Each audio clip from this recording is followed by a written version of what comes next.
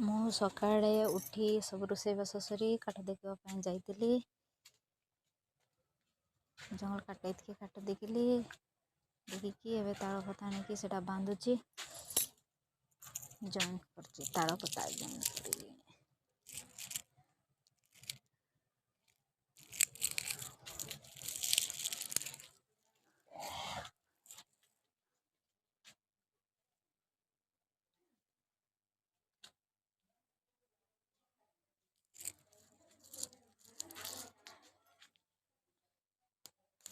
ଏବେ ସେ କାଠ ସବୁ ସେମିତି ଅଛି ସାଇଜ୍ କରି ପକାଉଛି।